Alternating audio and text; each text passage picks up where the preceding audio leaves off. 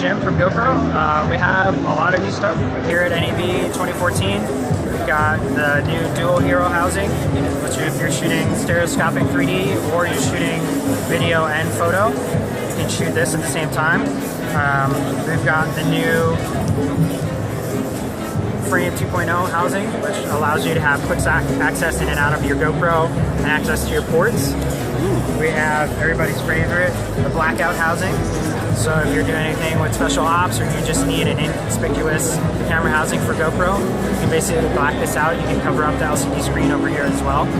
And our firmware 2.0 for the Hero 3 Plus Black Edition allows you to have a lot more manual settings over your camera control. So color control, exposure control, sharpness, a lot of different things that you can download and update over that. Also, if you have your iPhone, you can download the GoPro app, which if you need to update cameras or multiple cameras, you can now update your cameras over the Wi-Fi signal of your GoPro app.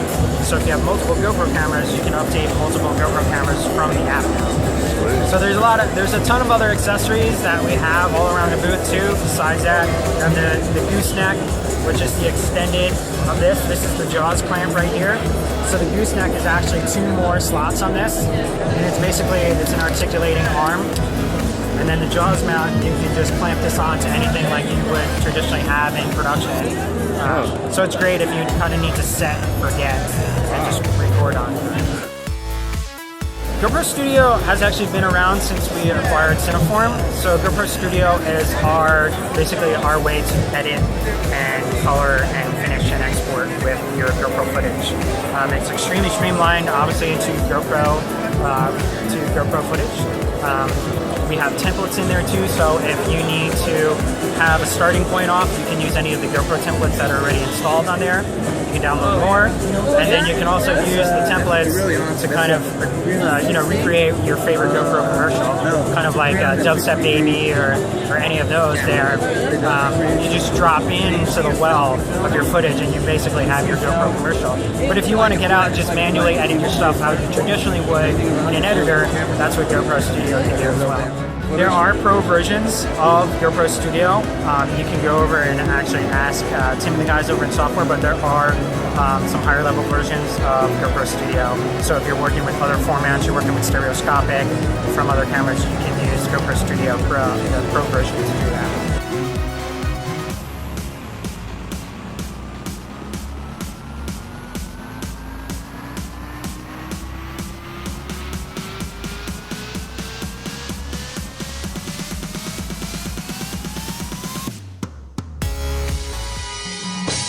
Excuse me. Whoop. How did you get all those points today? Well, it's a team game, but today was actually me. Interview. ESPN, baby. So really we're doing UHD broadcasting, although it does demonstrate the capability of running. We have 3 4K cameras that are being run over 3G SDIs through a router, and then they're being debayered separately because we're actually sending a raw signal as opposed to a debayered, actual picture. So that's just ones and zeros. You got to turn it into a picture afterwards. We've got all that going on, and then we're running it through a router. A lot of what you're seeing here is HD images that are coming from different sources. What this is demonstrating is Canon's ability to integrate with third-party products, some of which are legacy HD, some of which are cutting-edge in 4K, and bring them into a live switching broadcast environment. So you've got stuff that's being encoded and sent over streaming devices as H.264 and then plugged back in with 3G SDI.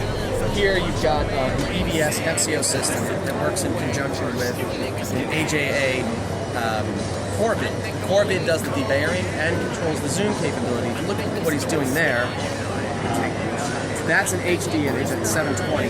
He's taking a 4K signal and cropping out portions of it. You can record it, play it back, and program it to do different things, show different portions of it. It's normally used as a replay, play review sort of situation in sports. Oh, wow. We've done a lot of work with the NHL and so on. This actually, Rich here worked for Fox on the NFL season all year using this exact system. Right now, the zoom-in capability to extract an HD image from 4K has only really been applied in sports. It certainly has lots of other applications. I would think something like security could be really, really big if you're looking at a crowd and you want to zoom in on just one person. One of the things to bear in mind about it, when you're trying to do something like that, you're not necessarily interested in the beautiful image of 4K or even of HD.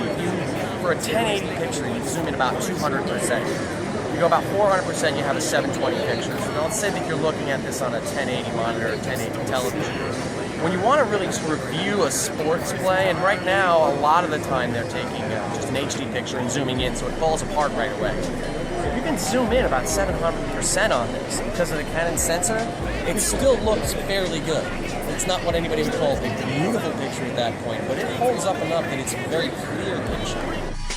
MMA, we doing it big over here. ESPN scripts all day, baby.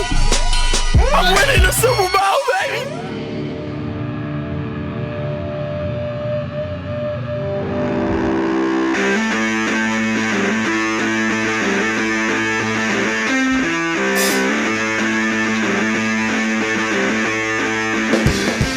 My name's Connor. I'm here at the EMG Multi-Rotors. We are actually a fabrication house out of Corona, California, just outside of LA. We are in the current process of manufacturing low-profile multi-rotors, as well as high-action gimbals, 3-axis brushless camera gimbals. We have 2 different gimbals currently that we run with in hand. We have what we call Taito C. It's a lightweight carbon fiber gimbal. The gimbal itself runs about 4 pounds. It's weighted for up to a 5-pound camera. We also have a more heavy-duty, mid-range cinema-grade gimbal that we call Taito. That one is weighted for up to 10 pounds, and the gimbal itself runs about 8.2 pounds. That one we run FS700s on, C500s, C300, Red Epics, Red Dragons, mid-range cinema cameras. What we're really trying to do here is introduce a whole new platform for the cinema world, introducing some new angles, some new dimensions, and really adding a new interest into filmmaking that wasn't available to some smaller independent filmmakers, up-and-coming filmmakers, as well as professionals. It's really what we're in the business to do. You know, the Steadicam, 10-year-plus operator, and it's still a hassle to work with. It's a large piece of machinery, something that you have to be real heavily trained up on using. This one, literally within the day, you can pick it up and be running with it. You can end up with shots that you couldn't get in 10 years.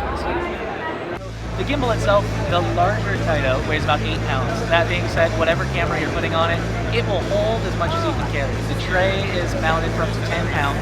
Anything you can put on the handles, as long as you can carry it, will hold it. Like I said, the camera weight itself max out at 10-pound camera, or pound. The smaller carbon fiber version, we max out at 5 pounds on tray. So it's really whatever you can carry. That being said, it can be mounted to harnesses, it can be mounted to a Steadicam system, it can be mounted to all types of different hydraulic systems to help you to compensate for the weight. The weight itself is a little much, but it's not too bad compared to the type of shot that you get. Our smaller, more low-profile drone on the wall, that's our quadcopter that we call Recon.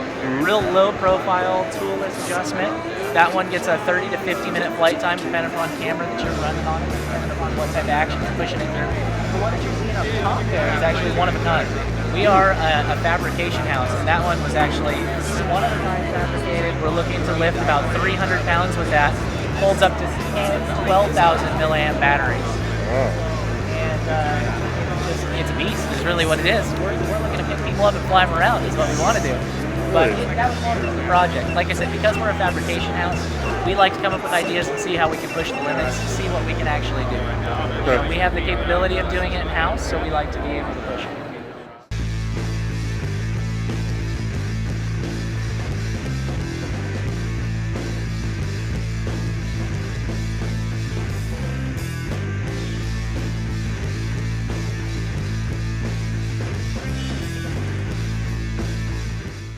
The first real entrance to the LED world from Kinoflow, and what we did is we approached it just like we have always with Kinoflow, soft, light design. That's been our history, and we want to be able to light talent this is what we do to a hard light.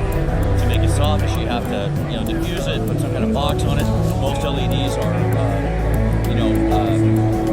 multiple light sources, and you get lots of shadows, and then you have to diffuse it and color correct it, and it knocks your efficiency down. What we did with this is we made it about twice that brightness, and then lowered the power down to give us a nice soft bright output. But brightness is not really as much of an issue today when everyone's shooting high ISO. So we've got a very nice, medium output soft light. It has a wide range of versatility. You can dim it all the way to 0 very nicely without going very, very slow. You can fly it all the way down, or you can blast it out if you want. But here's the best part: you got multi-color temperature. There's 2700, 32, 4K, 5K, 55K, and then anywhere in between. Okay. Now that you've seen that, this is how those controls work. Here's your presets: 27, 32, 4K, etc. But when you adjust it from here to a particular color temperature, like all 5 of these are also programmable, like a car radio. So you can hold that down, and now that color temperature is set for that button. And whatever else you want to go to, if you're in between something, put that one in. All 5 sets you have 5 presets on here. Okay, then you can go over to dimming, and then you've got, of course, coarse dimming, which is very fast. As you can see on the gentleman's face, very, very fast. Or you can, again, punch that in and get very, very fine-tuned dimming. And you can go all the way down to, to 0.3. I mean, the output, it just gets lower and lower. It's very, very smooth. DMX control is also here. Hold that down, put whatever channel you want. Now it's DMXable. It's universal power supply, so it'll run from 100 to 240 volt auto detect. It also has a 24 volt DC capability, so you can run it off a battery. And then you've got these quarter 20 inserts around here you can move. You can put a baby pin on it to hang it. You can put barn doors, a yoke. You can we have baby pins, so you can hang it from the sides, underneath, overhead. And then because the spill is, of course, white, a big source, we have louvers that just simply drop in the front and allow you to control the light. So now I can light you up, or you can see I'm not in the light right now, but I can move it. Yeah. Now I'm just focusing the light better. So it's got a lot more control. You can almost Fresnel type look. So